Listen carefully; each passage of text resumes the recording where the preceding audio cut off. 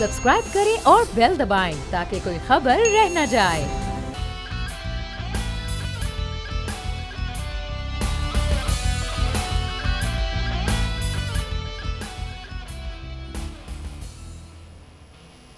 अस्सलामुअलैकुम नाज़रीन, प्रोग्राम में आपको कहेंगे खुश आमदीद। मैं हूँ महविश तबस्सुम और मेरे साथ मौजूद हैं बोल न्यूज़ के एडिटर इन चीफ नज़ीर लगारी साहब। नाज़रीन, मुल्क में महंगाई की सूरत हाल इस वक्त ये है कि आम आदमी के लिए 2 वक्त की रोटी का हुसूल बहुत मुश्किल हो गया है। हुकूमत की जो मौशी पॉलिसियाँ हैं उसके सबब हर बंदा रो रहा है, महंगाई से परेशान है। उस पर कल एक खबर सामने आती है कि पेट्रोल की जो कीमत है वो एक बार फिर से बढ़ने वाली है, लेकिन आज ये खबर सामने आई कि वज़ीर आज़म ने इस तजवीज़ को मुस्तरद कर दिया।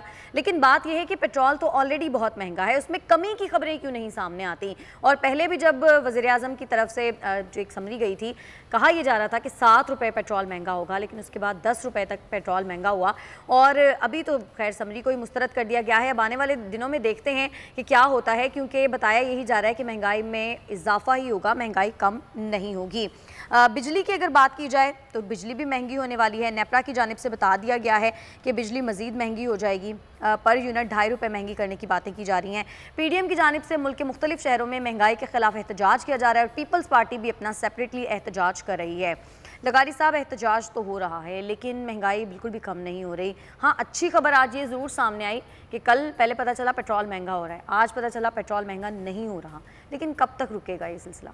यही बात आपकी जो है ना कब तक वाली, फिर ये डरा देती है और पता नहीं फिर आगे क्या होता है। आगे फिर महंगाई होगी, आगे फिर पेट्रोल की कीमत बढ़ेगी, आगे फिर अशिया की, फिर बिजली की कीमत की भी एक धमकी दे दी गई है।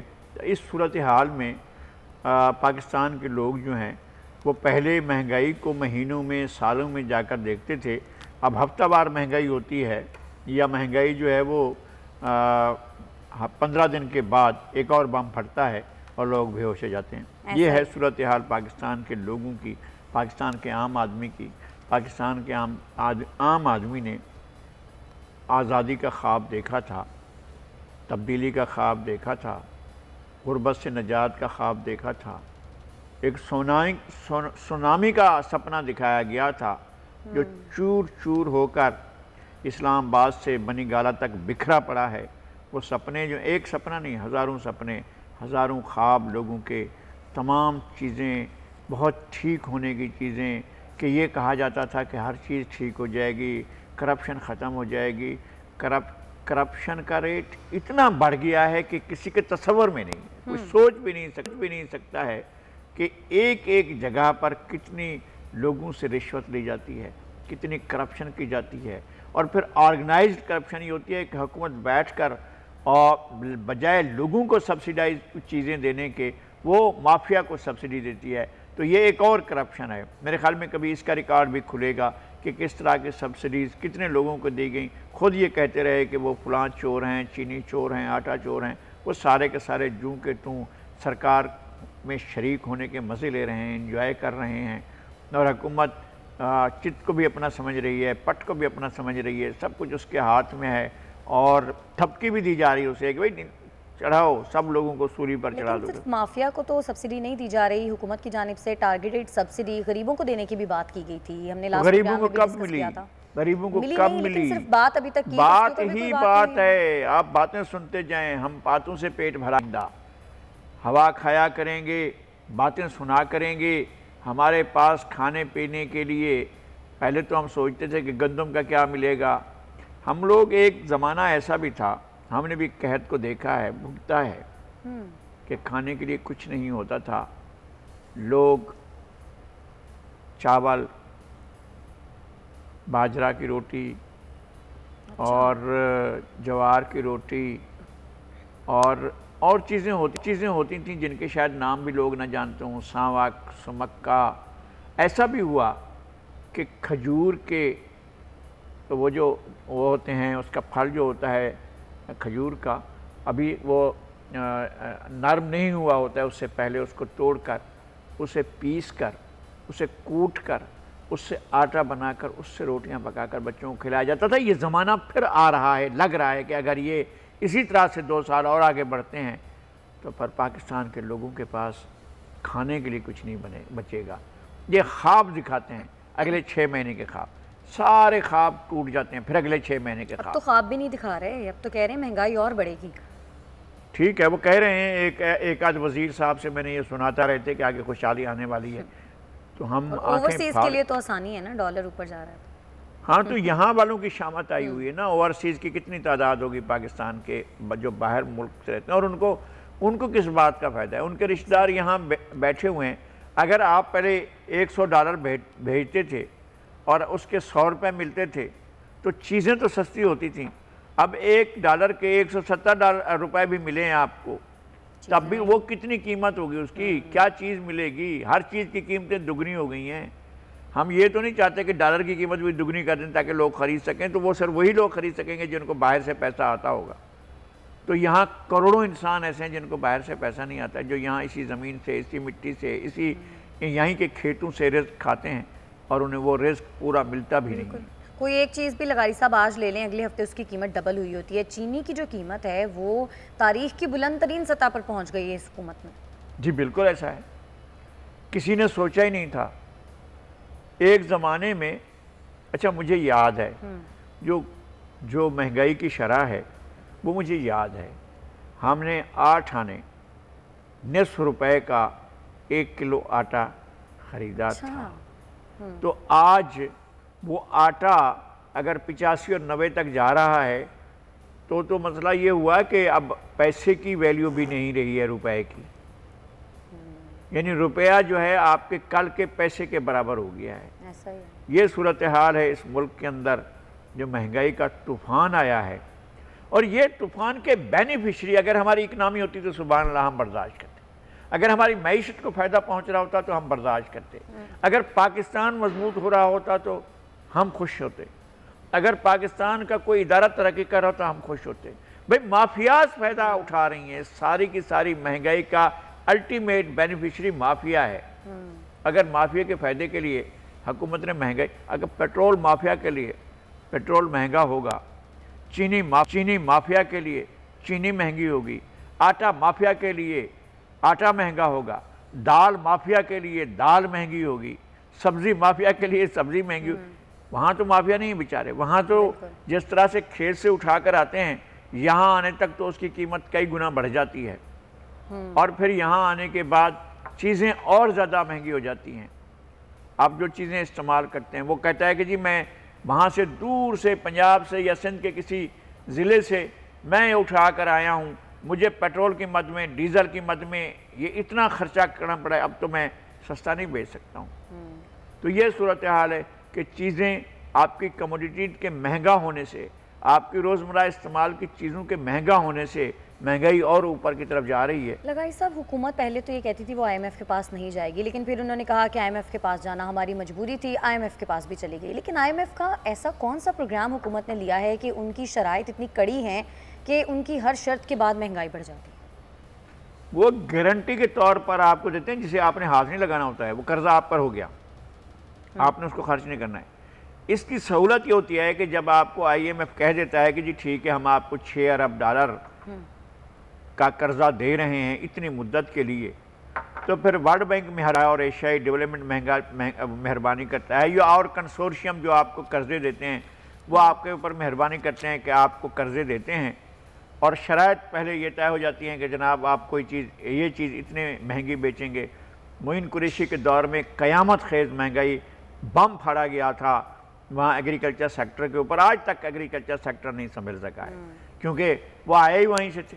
हमारे वज़रा जो हैं वो भेजे ही वहीं से जाते हैं, वो आकर उनकी शराइत के मुताबिक हमारे साथ मुआहदे करते हैं।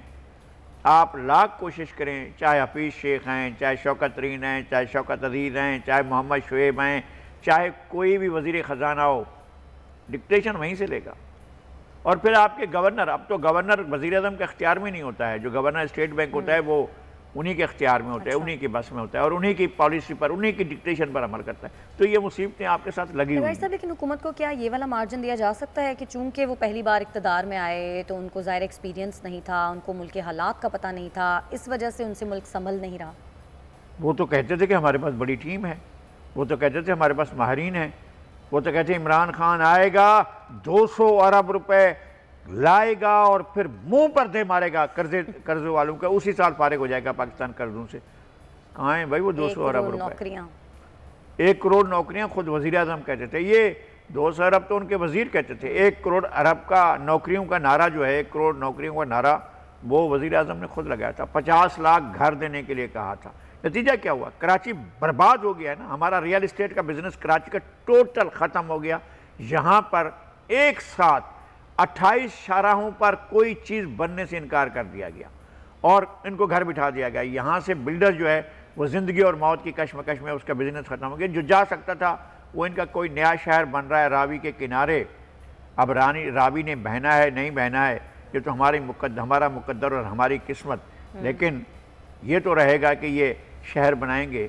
शहर मुझे नहीं लगता है कि इनके दौर में मुकम्मल हो सकेंगे। हम शहर के हम टूटे फूटे खंडरात पर पहले भी खड़े हुए हैं। कराची को हमने उस वक्त देखा था जब यहाँ ट्रामें चलती थीं, सैकड़ों नहीं हज़ारों बसें चलती थीं। यहाँ पर मास ट्रांजिट होता था, यहाँ पर वो चलती थी ट्रेन, सर्कुलर रेलवे चलती थी। यहाँ पर सर्कुलर रेलवे आपको हर आधे घंटे में आपको तमाम शहर में, यूनिवर्सिटी रोड पर, गुलशन इकबाल में, लियाकताबाद में, नाज़माबाद में, नात नाज़माबाद में, साइट के इलाके में, बल्दिया टाउन के इलाके में, सारे इलाकों को कवर करती हुई वो पहुंचती थी। वहाँ पर मच्छर कॉलोनी के पास एक जगह पर जहाँ वज़ीर मैंशन रेलवे स्टेशन बना हुआ था, वहाँ से फिर सिटी स्टेशन पहुँचती थी।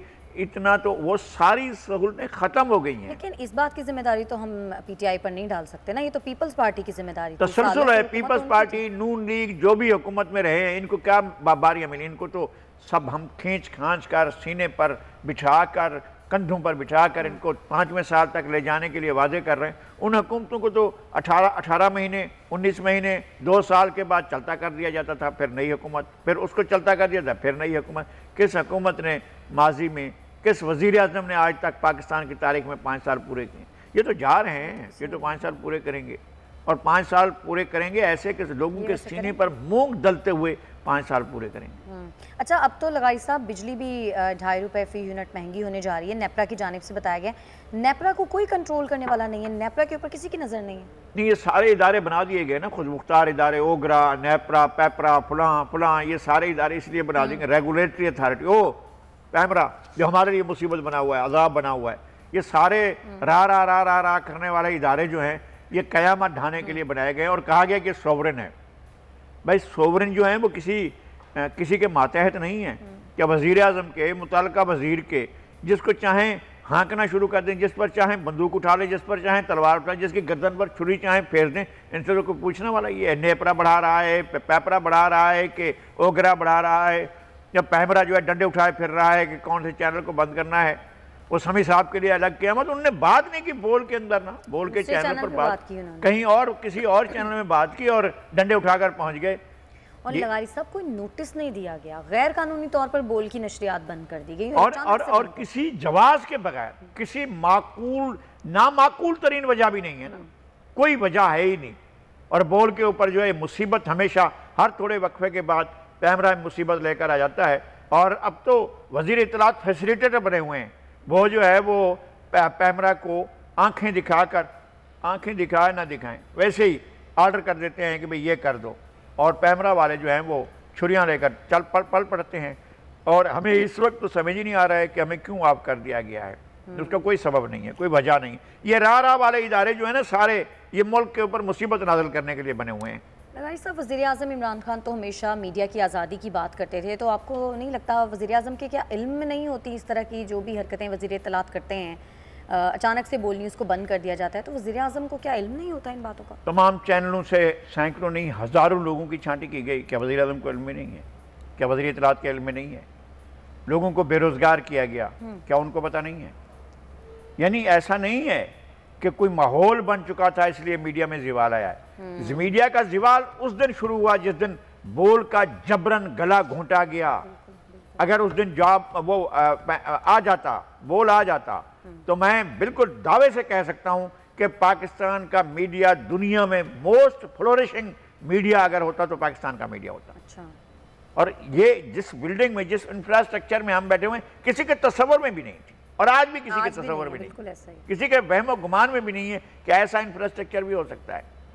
और ऐसी सहूलतें, और फिर सहूलतें देने पर जिस तरह की क़यामतें तोड़ी गई, जो मुसीबतें डाली गई, उनको अब तक हमने भुगता है, हमने देखा है इन तमाम चीज़ों को। हम गुजरे उस अजाब से जिस अजाब इन्होंने हमारे ऊपर नाजिल किया, इन हुक्मरानों ने, माजी के हुक्मरानों ने हम पर नाजिल किया। या हुक्मरानों को कोई चीज़ अच्छी लगती, और फिर मीडिया में खुद ऐसे बैठे हुए हैं जो खुद को मालिक उल मुल्क समझते हैं, जो समझते हैं कि जनाब हम जिसको चाहें जीने दें, जिसको चाहें हम मार डालें, इस तरह के लोग बैठे हैं।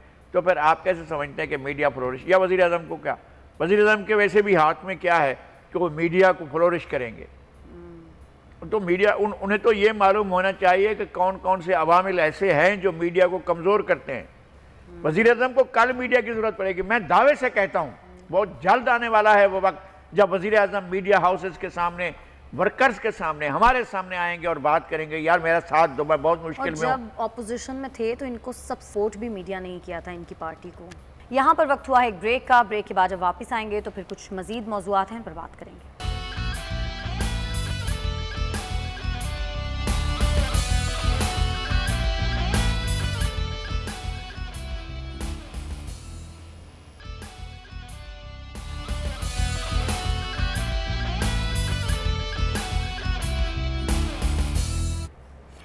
वेलकम बैक नाज़रीन। महंगाई के खिलाफ पीडीएम की जानिब से मुल्क के मुख्तलिफ शहरों में एहतजाज किया जा रहा है, पीपल्स पार्टी की जानिब से भी एहतजाज किया जा रहा है, और आसिफ अली ज़रदारी साहब ने जियालों को शाबाश भी दी है। लगारी साहब, एक तरफ तो पीडीएम अलग से एहतजाज कर रही है, दूसरी तरफ पीपल्स पार्टी अपना अलग एहतजाज रिकॉर्ड करवा रही है महंगाई के खिलाफ। कोई फ़ायदा भी होगा इस एहतजाज का? नहीं, अपोजिशन भी इसी तरह से, वो हमारे यहाँ कहते हैं कि जनाब वो घुंघलू से मट्टी उतारना, उसी तरह का काम कर रहे हैं। और अपोजिशन बस लोगों को ये मैसेज दे रही है कि देखें जी हम आपके दुख के शरीक हैं।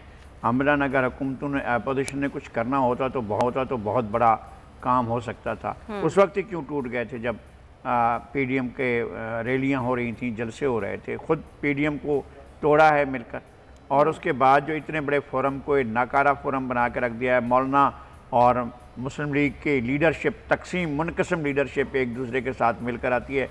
कभी भतीजी आ जाती हैं, कभी चचा आ जाते हैं, कभी मौलाना होते हैं, कभी कोई और होता है, और बाकी जो हैं लोग आप नाम भी नहीं जानते होंगे पार्टियों के नाम। अब बताएं, आपको जेयूपी का मालूम है, जेयूआई का मालूम है, आपको मुस्लिम लीग नून का मालूम है, चलें भाई, आपको पख्तूनख्वा मिली अवामी पार्टी का या नाम मौजूद होगा। अब बाकियों के पार्टियों के नाम हमें भी मालूम नहीं होंगे, हम नहीं कह सकते कौन सी पार्टियाँ ख़त्म हो गई ना, वो अब सारे सूरत हाल नहीं रही है। और सिंध में एहतजाज जो है, आप सिंध की हद तक तो चीज़ों को ठीक कर सकते हैं, आप खुद ठीक कर सकते हैं, सूबाई हुकूमत ठीक कर सकती है। जिन चीज़ों को आप ठीक कर सकते हैं उनको तो करें, बाकी चीज़ें जो हैं वो आकर करेंगे। शहर की सफाई का क्या हाल है, मास ट्रांजिट का क्या हाल है, पानी का क्या हाल है। पानी मौजूद है, अल्लाह ना करे कि कोई लोग प्यास से मरने लगे, लेकिन पानी की डिस्ट्रीब्यूशन का क्या हाल है, पानी डिस्ट्रीब्यूट ही नहीं होता है। एक एक गदा गाड़ी के ऊपर पानी ले जाकर उरंगी की बस्तियों में, नई कराची की बस्तियों में, नॉर्थ कराची में और पक्के इलाकों में इस तरह से जाकर पानी तकसीम किया जाता है जैसे खैरात का पानी बांटा जा रहा हो। नहीं हो रहा है, लोग डिलीवर नहीं कर रहे हैं, हुकूमतें डिलीवर नहीं कर रही हैं, उन्हें किसी चीज़ से नहीं है सरोकार। बस उन्हें यह सरोकार है कि हमारी हुकूमत चलती रहे और कारखाना चलता रहे और कारोबार चलता रहे और धंधा चलता रहे और ख़जाना भरता रहे, सरकारी नहीं, गैर सरकारी ख़जाना। वो बस अल्लाह अल्लाह फैसला, इस तरह से काम कर रही हैं हुकूमतें। बिल्कुल। अच्छा लगाई साहब, सऊदी अरब ने पाकिस्तान को 4 अरब 20 करोड़ डॉलर के इमदादी पैकेज का ऐलान किया। उससे रुपए की जो कदर है वो थोड़ी सी बहाल हुई है और डॉलर की गिरी है। तो आपको लगता है कि आने वाले दिनों में डॉलर की कदर मजीद गिर सकती है और रुपए की कदर बहाल हो सकती है इससे? ये डिपेंड करता है कि आपके साथ IMF का रवैया क्या है, या IMF के अरसाल करदा अफसरान, हुक्मरान और यहाँ पर मालियाती मैनेजर जो IMF के आए हुए हैं, यहाँ पर जो वर्ल्ड बैंक के मालियाती मैनेजर आकर हमारी वजारतों में और हमारी हुकूमत में और हमारे डिवीज़न में, फाइनेंस डिवीज़न में, हमारे इकनॉमिक डिवीज़न में जो आकर बैठे हुए हैं, वो क्या चाहते हैं? हम तो मोहताज हैं, हमारे लोग, हमारी ब्यूरोक्रेसी, हमारे सारे वजारतें, वो मैनेजरों के जो मालियाती मैनेजर हैं आलमी मालियाती इदारों के, वो फैसला करेंगे कि हमें महंगाई में रखना है, भूख में रखना है, अफलास में रखना है। पाकिस्तान इतना बड़ा पोटेंशियल है, दुनिया में ऐसा पोटेंशियल किसी के पास नहीं जो पाकिस्तान के पास है। दुनिया की फूड बास्केट ये रहा है, यही इलाका, यही खित्ता, यही सरजमीन पूरी दुनिया को खिलाती रही है। आज ये सरजमीन जो है खुद आप भूख से निढाल है, इसकी ये सूरत हाल है। और हुक्मरानों ने किया है कि उनको आने दिया गया, उनको अपनी सारी मैशत वहाँ से डिक्टेशन लेते रहे, अब भी डिक्टेशन लेते हैं। किसकी डिक्टेशन से? कौन जानता था वज़ीर आज़म साहब जानते थे या उनकी काबीना के लोग जानते थे कि जिनको अब हम गवर्नर बना रहे हैं वो उनके साथ कभी दुआ सलाम हुई थी, कभी जान पहचान थी? किसी की जान पहचान नहीं थी। फरमान आया ले लो, फरमान की पैरवी की गई और फरमान पर फौरी तौर पर उनको लगा दिया गया। अब वो रुपए की कीमत जितनी चाहें रखें। अब तो नई चीज़ें आ रही हैं जो बहुत ज़्यादा खतरनाक होंगी। क्या वो कह रहे हैं कि हमारे सिक्योरिटी इदारों की जो जितने बजट्स हैं वो हमारे कंट्रोल में, यानी उनकी निगरानी हमारे कंट्रोल में दी जाए। कर लो जी, फिर तो आप कर लें सारे का सारा काम। यहाँ तक चीज़ें पहुँच चुकी हैं, आलमी मालियाती इदारे आपको जकड़ रहे हैं। हमारी सिक्योरिटी, हमारी बहुत सी चीज़ें, अल्लाह ना करे, अल्लाह ना करे, अल्लाह ना करे, अल्लाह ना करे कि कंप्रोमाइज़ हो जाए। मुझे बहुत शदीद खतरात लग रहे हैं कि बहुत सी चीज़ों पर हम कंप्रोमाइज़ होने जाएंगे। हमारे ये हुक्मरान, चाहे इस चेहरे वाले हों, चाहे उस चेहरे वाले हों, चाहे दूसरे चेहरे वाले, तीसरे चौरे वाले, चौथे चेहरे वाले, जो भी होंगे वो कंप्रोमाइज़ कर रहे होंगे, इसलिए कि उन्होंने आपकी गर्दन पर हाथ रख देना है और बोलना है कि जनाब आप डिफ़ॉल्ट कर चुके हैं, आप पर हम पाबंदियाँ लगा रहे हैं। आप कुछ मंगा नहीं सकते, दवाएं नहीं मंगा सकते, आप कोई चीज़ नहीं मंगा सकते, गोली नहीं मंगा सकते। गोली दोनों किस्म की नहीं मंगा सकते, अच्छा। ना बुलेट की और ना पेट दर्द, ना सर के दर्द की। तो यह जब सूरत, खुदा ना करे, अल्लाह ना करे मेरे मुंह में खाक ऐसा हो, लेकिन इस सूरत हाल की तरफ मुल्क को ले जाया जा रहा है। और जिस तरह से जितना जल्दी एक, मैं कहता हूं कि एक दफ़ा फ्री फेयर इम्पार्शल इलेक्शन होने दें, बट में लोग अपना फैसला करें, लोगों को आने दिया जाए और लोगों को फैसला करें। धांधली हो जाती है, सिस्टम इतना ख़राब है, सिस्टम इतना ख़राब है, फ्री एंड फेयर इलेक्शंस हो कैसे सकते हैं? जब नहीं होंगे तो फिर हम मुश्किलात का शिकार रहेंगे, हमारे इदारे भी मुश्किलात का शिकार रहेंगे। अब देखें, ज़माना सुपरमैन का नहीं रहा है। अब आप इकोनॉमिक सुपरमैन बन सकते हैं तो बने, अगर आप नहीं बन सकते हैं तो फिर आपको कंप्रोमाइज़ करना पड़ेगा। ताबक है, हमने क्यों हम वहाँ से मशरक़ी पाकिस्तान से चले आए थे, इसके असबाब पर भी कभी गौर करना चाहिए। हमें हर चीज़ को देखना चाहिए। बिल्कुल, हमें हमारी जान कुर्बान, हमारे अपने उन बहादुर सिपाहियों पर जो अपनी जान खतरे में डालते हैं। लेकिन अगर हमारे इनको कंप्रोमाइज़ कर दिया जाए तो फिर क्या होगा? बिल्कुल, हुकूमतें ये नहीं देखती हैं कि हम जब बाहर से मैनेजर मंगवा रहे हैं वो मैनेजर हमारे साथ क्या करेंगे। अब तो finance management, economic management, export management, import management, इस तरह की चीज़ें जो हैं वो फैसले कर रही हैं बड़े। अफसोस। बिल्कुल। अच्छा लगाई साहब, थोड़ा भारत की बात करते हैं। भारत में दौरान नमाज जुमा खलल डालने पर दर्जनों हिंदुओं को गिरफ्तार किया गया। हिंदू बहुत अरसे से तंग कर रहे थे कि मुसलमान जो नमाज जुमा पढ़ते हैं खुले जगहों पर, उनको मना किया जाए, लेकिन पुलिस ने हिंदुओं को ही गिरफ्तार कर लिया। ये शुक्र हुआ, अदरवाइज़ तो यही खबरें सुनने में आती हैं कि मुसलमानों पर जुल्म हो रहा है। देखें, आप फिर भी उनसे इस तरह के इक़दाम की तवक्को कर सकते हैं अगर कोई वहाँ पर ऐसा अफसर मौजूद हो जो लॉजिक से, मंतक से, इंसानियत से, इंसान ज़ात से, हमदर्दी से, मज़हब की आज़ादी से अगर यकीन रखता होगा तो ऐसा होता है। वरना अमूमन हिंदुस्तान का क्या हाल है, एक मकाम पर ऐसा हुआ हम सलाम करते हैं, लेकिन दूसरे मकाम पर क्या हो रहा है? क्या हो रहा है मुसलमानों के साथ, क्या हो रहा है दलितों के साथ, क्या हो रहा है ईसाइयों के साथ, क्या होता है दीगर मज़हब के लोगों के साथ, जैन मत के लोगों के साथ क्या हो रहा है, सिखों के साथ क्या हो रहा है।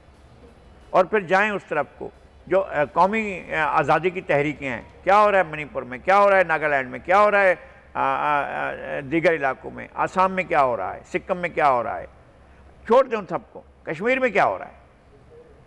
नहीं, यहाँ पर इंडिया को एक ऐसी रियासत बना दिया गया है जिसको कहा जा रहा है कि शाइनिंग इंडिया है, फ्लोरिशिंग इंडिया है, लेकिन उसके नीचे आग कितनी पड़ी हुई है, बारूद कितना पड़ा हुआ है, तबाही की तरफ किस तरह जा रहा है, वहाँ की आबादी को कुछ नहीं मिल रहा है। अगर आपकी मईशत मजबूत हो रही है तो नीचे नहीं जा रही है। वो दलित आज भी ऐसा है, 2 साल से उनका एहतजाज चल रहा है किसानों का। हमने किसानों को इन्होंने क्या दे दिया है मोदी सरकार ने, तो लोगों के मसाइल हल नहीं हो रहे हैं। लोग अपने तौर पर एक अजाब से गुजर रहे हैं और उस अजाब से जान छुड़ाने के लिए लोग सड़कों पर, गलियों में एहतजाज कर रहे हैं और ये एहतजाज बढ़ेगा। इंडिया की एक रिवायत ये भी रही है, गांधी के अहिंसा के फलसफे के बावजूद इंडिया में अवामी तहरीकें बहुत ज़ोर से आगे बढ़ी हैं, पाकिस्तान में बढ़ी हैं, इंडिया में बढ़ी हैं। और इंडिया को ये सारी चीज़ें देखनी होंगी कि उसने एक रियासत के तौर पर, एक ममलिकत के तौर पर रहना है या डिसइंटीग्रेट होना है। ये फैसला इंडिया के दिल्ली के ऐवानों में बैठे हुक्मरानों को करना। लगारी साहब, इंतहा पसंदी इतनी बढ़ चुकी है कि मोहम्मद शामी जो कि इंडियन क्रिकेटर है, सिर्फ मुसलमान होने की वजह से उनके साथ जो हुआ वो हमारे सामने था। इतना ज़्यादा उनको तनकीद का निशाना बनाया गया सोशल मीडिया पे कि शायद पाकिस्तान की जीत के पीछे इनका हाथ था। तो क्या हमें शामी ने फैसिलिटेट किया? उसकी बॉलिंग मैंने देखी है, वो बहुत ख़तरनाक बॉलर है। अगर उसकी बॉल पर कुछ वो बन गए तो क्या सारे जितने भी बाबर आजम और रिजवान के अलावा तो कोई और खेलने भी नहीं आया। जितने रन्स बनाए हैं क्या सिर्फ उसी के उस पर बनाए गए हैं? बाकी जो बाकी बॉलर थे उनके उस पर रन्स नहीं बने हैं। ऐसा कि दोनों ने उनके टारगेट को अचीव किया, कोई तीसरा खिलाड़ी ही नहीं आया है। तो क्या समझते हैं कि जो विकेटें हैं वो सिर्फ उसने दी हैं, एक उसमें रन जो बने हैं वो सिर्फ शामी ने बनाए हैं और बाकी प्लेयर्स जो है कुछ नहीं खेल रहे थे। खामखा की बातें हैं और इंडियन सोसाइटी का एक फैनेटिसिज्म है, एक जहालत है और वहाँ वो बिल्कुल उबल उबल कर सामने आती है पूरी गलाजत समेत। बिल्कुल। अच्छा लगाई साहब, वर्ल्ड कप की बात हो रही है तो पाकिस्तान कल अफ़गानिस्तान से भी जीत गया, हैट्रिक मुकम्मल किया ने, और जाहिर सी बात है हमारी टीम की परफॉर्मेंस इतनी शानदार थी, लेकिन लोग ये भी बातें कर रहे हैं और जो कि हमने देखा भी कि अफ़गानिस्तान ने भी बड़ा अच्छा खेला। नहीं, अफ़गानिस्तान ने वाकई मेरे लिए तो बड़ी हैरत की बात थी कि अफ़गान टीम, मैं उसको फील्डिंग में 100 में से 100 नंबर देता हूँ। उन्होंने यकीनी चौके, एक नहीं बेशुमार चौके उन्होंने बचाए, वरना पाकिस्तान ये बहुत पहले कर चुका होता अपनी, लेकिन उन्होंने बिल्कुल ऐसा किया कि हमारे उनको बैट्समैन को उन्होंने बांध के रखा हुआ था। एक तो ये, और दूसरा ये कि अगर पहले 55 रन बनने से पहले अगर उनके 5 खिलाड़ी आउट ना हो गए होते तो फिर ज़्यादा मुश्किल होती। उन्होंने बहुत अच्छा खेल खेला, सब ने अच्छा खेल खेला है, किसी एक की नहीं तारीफ करते। कैप्टन ने अच्छा खेला, राशिद ने अच्छा खेला, जो और खेल रहे थे वो बहुत ज़बरदस्त खेल रहे थे और ख़तरा पैदा हो गया था कि हम मैच लूज़ कर जाएंगे, लेकिन मुझे यकीन था कि कोई ना कोई ऐसी चीज़ हो जाएगी जो सारा मैं आखिर वक्त तक बैठा रहा। हालांकि मैं जब देखता हूं कि हम हार रहे हैं तो मैं उठ जाता हूं, लेकिन मैं उठा नहीं। मुझे ख्याल था कि कौन इस बहरान से निकालता है, तो आसिफ ने तो कमाल ही कर दिया। उसने आकर जो 4 छक्के मारे और 1 रन फिर छक्का, फिर 1 रन फिर छक्का, फिर इस तरह से चलते हुए उसने 4 चौके मार कर तो हैरान करके रख दिया और उसने स्कोर भी पूरा कर दिया। उसने वो इतना एंजॉय करें, उन्होंने ट्विटर पे भी लिखा है कि और कोई हुक्म पाकिस्तान, मोहम्मद आसिफ नाम है, याद रखिएगा।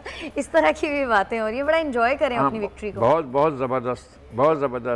Love you Asif and you did it. लगारी साहब, जगह जगह पे जश्न मनाया जा रहा है। ज़ाहिर है पाकिस्तान की तीसरी हैट्रिक थी, इंशाल्लाह लग यही रहा है कि पाकिस्तान इस दफ़ा वर्ल्ड कप जीत जाएगा। लेकिन हमने ये भी देखा है कि अगर पाकिस्तान कहीं पे कोई बैड परफॉर्मेंस दे देता है तो तनकीद का निशाना भी उतना ही ज़्यादा बनाया जाता है। नहीं तो बड़ी परफॉर्मेंस क्यों देते हैं? दें यही परफॉर्मेंस दें भाई, हमें और कोई नहीं, हमें यही परफॉर्मेंस चाहिए। नहीं, ऐसा नहीं। वैसे आपको लगता है पाकिस्तान मुझे ये लग रहा है अब आगे जो आ रहे हैं, मुझे नहीं लगता है कि पाकिस्तान को स्कॉटलैंड से कोई खतरा होगा। मुझे लगता है किसी और टीम, नमीबिया से है ना मैच, नमीबिया से भी है और उससे भी है। मुझे नहीं लगता है कि इन दोनों से कोई खतरा हो सकता है पाकिस्तान को।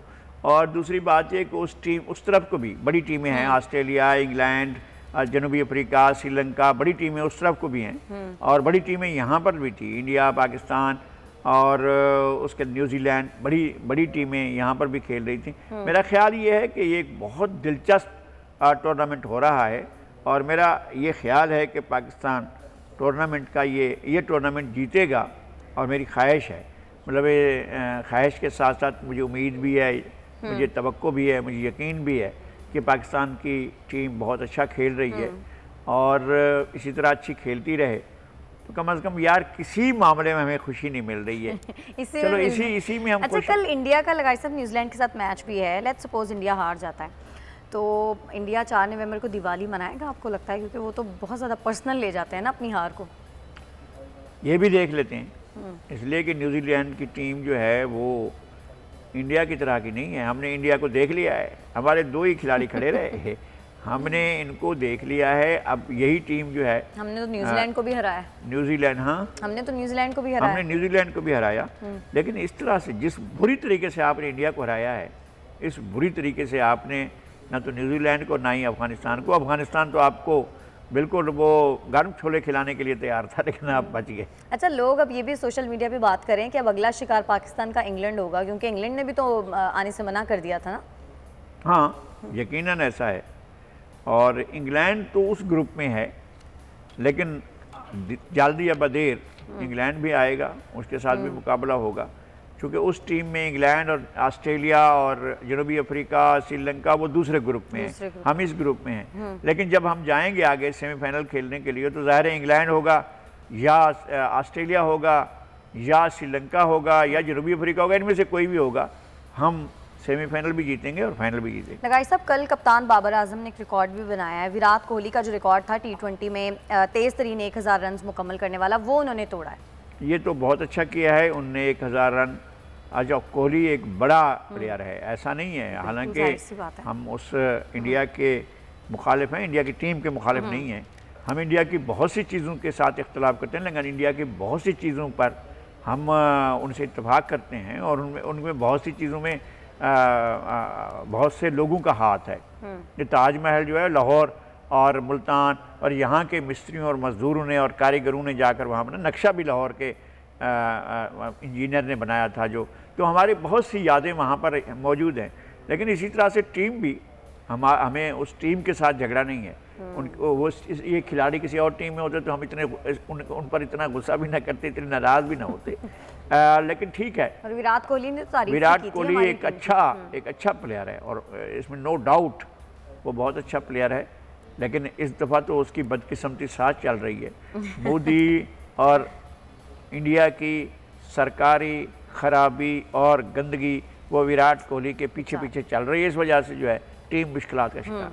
चलें, लगारी साहब, कोरोना के हवाले से एक अच्छी खबरी है। NCOC ने 60% जो वैक्सीनेशन वाले शहर हैं वहाँ से पाबंदियाँ हटाने का हुक्म दे दिया है। इस्लामाबाद और गिलगित भी उसमें शामिल हैं, बाकी जगहों पर पाबंदियाँ अभी कुछ बरकरार रहेंगी। तो ये एक अच्छी बात है। ऐसा लग रहा है कि अब कोरोना खत्म हो जाएगा और आहिस्ता आहिस्ता मेरा ख्याल है कि कोरोना चूँकि 60% से ज़्यादा जहाँ पर भी वैक्सीनेशन हो चुकी है, वहाँ पर वो इलाके उससे निकल रहे हैं, और हमारे यहाँ वैक्सीनेशन का अमल और जल्दी होगा और लोग इस तरफ जा रहे हैं। और हुकूमत एक दफ़ा और कहेगी कि हम फ़ोन बंद कर रहे हैं, हम सिमें बंद कर रहे हैं, तो फिर मेरे ख्याल में लोग जो हैं बाकी जो बच गए हैं वो भी लगवाएंगे। वैक्सीनेशन का अमल पूरे होने के बाद एक बहुत अच्छी सूरत हाल पैदा होगी। दुनिया इस अजाब से निकल रही है, हम भी इस अजाब से निकल जाएंगे इंशाल्लाह। और लगाई साहब, ये जो ट्रैवलिंग पे पाबंदियां हैं बहुत सारी जगहों पे, इवन अभी सऊदीया ने भी फ़्लाइट्स नहीं खोली हैं पाकिस्तान के लिए, ये भी लग रहा है कि आने वाले दिनों में अब जल्दी हो जाएंगी। हो गया इंशाल्लाह। बरतानिया ने खोल दिया, ये अच्छी बात है।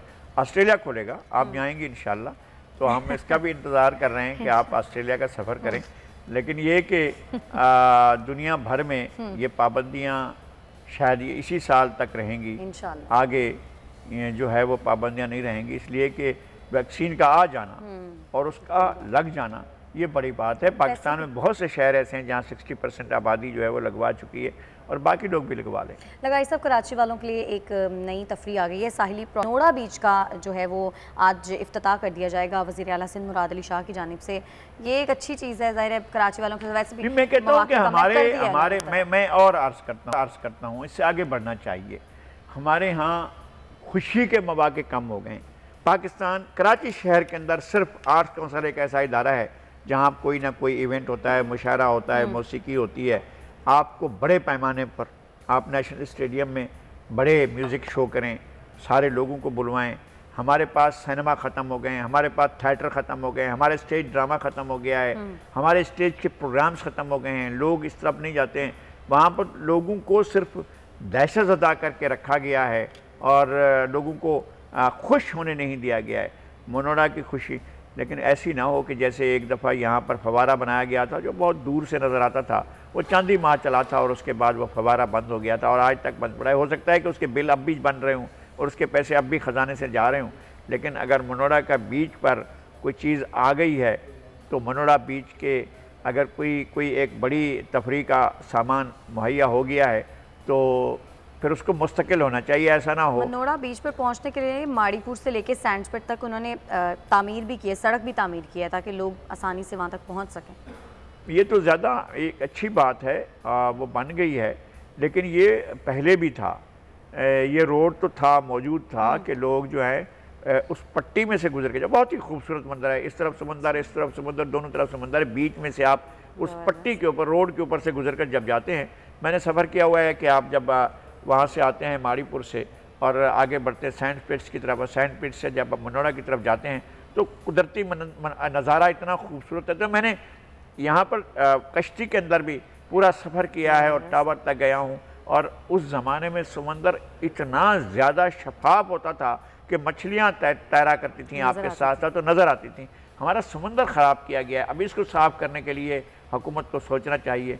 समंदर हमारा जो है जितना ख़राब हुआ है, शायद हमारे रीजन में और कहीं इतना समंदर ख़राब ना हो, हमें उसकी भी सफाई की तरफ तवज्जो देनी चाहिए। बिल्कुल ठीक है, बहुत शुक्रिया आपका लगारी साहब। नाज़रीन, आज के प्रोग्राम से इतना ही, कल फिर से आपकी खिदमत में हाजिर होंगे, तब तक के लिए हमें इजाज़त दें। अल्लाह ने के बाद।